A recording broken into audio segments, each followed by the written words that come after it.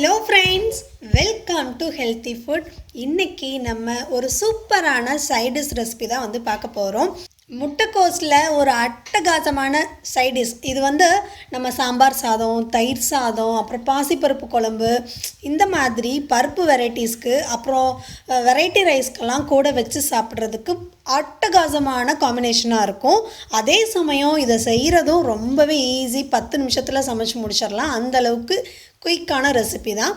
வாங்க எப்படி பண்ணலான்னு சொல்லி பார்க்கலாம்.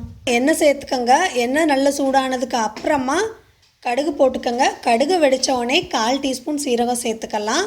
இஞ்சி, அப்புறம் பூண்டு, 2 பல் பூண்டு, ஒரு துண்டு இஞ்சியை குட்டி குட்டியாக கட் பண்ணி சேர்த்துருக்கேன்.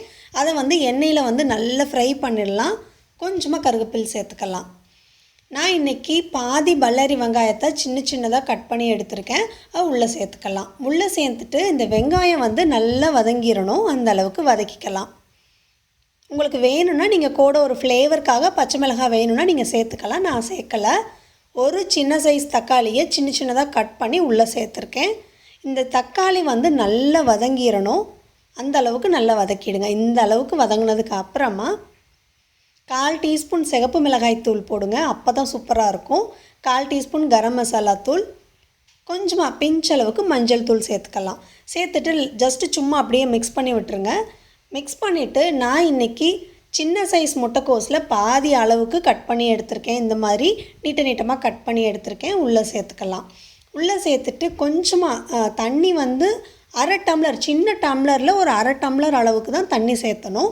கொஞ்சமாக சேர்த்துக்கலாம். சேர்த்துட்டு இது நல்லா கலந்து விட்டுறலாம். தேவையான அளவு உப்பு சேர்த்துக்கங்க.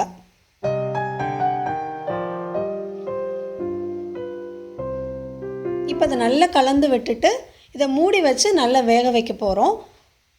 மீடியம் ஹை ஃப்ளேமில் வச்சுக்கோங்க. 5 நிமிஷம் நல்லா வேக வச்சுருங்க. 5 நிமிஷம் ஆயிடுச்சு. எப்படி இருக்குது பாருங்கள். நல்ல மணமாக இருக்குது. இப்போ இதை நல்லா மிக்ஸ் பண்ணிவிட்டு இதை அப்படியே ஒரு 5 நிமிஷம் நம்ம வச்சிடலாம். 2லேருந்து 3 நிமிஷம் கூட ஆகும் சில சமயம். 5 நிமிஷம் வரையும் நம்ம அப்படியே வச்சிடலாம். இதை அப்படியே இப்போ பாருங்கள். 5 நிமிஷத்துக்கு அப்புறம் பார்த்தா தண்ணியெல்லாம் நல்லா ட்ரை ஆகிடுச்சு. உப்பு டேஸ்ட் நான் பண்ணிட்டேன். உப்புடைய அளவு சரியாக இருக்குது. இப்போ 1 டேபிள் ஸ்பூன் அளவுக்கு மல்லி இலையை சின்னதாக கட் பண்ணி இதில் சேர்த்துக்கலாம். சேர்த்துட்டு நல்லா கலந்து விட்டுடலாம். கலந்து விட்டுட்டு அடுப்பை நம்ம ஆஃப் பண்ணிடலாம்.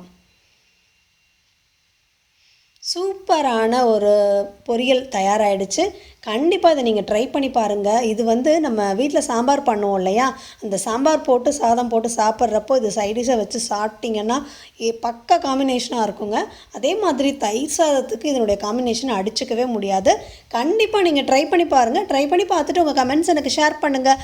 இதுவரையும் நம்ம சேனல் சப்ஸ்கிரைப் பண்ணாதவங்க கண்டிப்பாக நம்ம சேனலில் சப்ஸ்கிரைப் பண்ணுங்கள். தேங்க்ஸ் ஃபார் வாட்சிங்.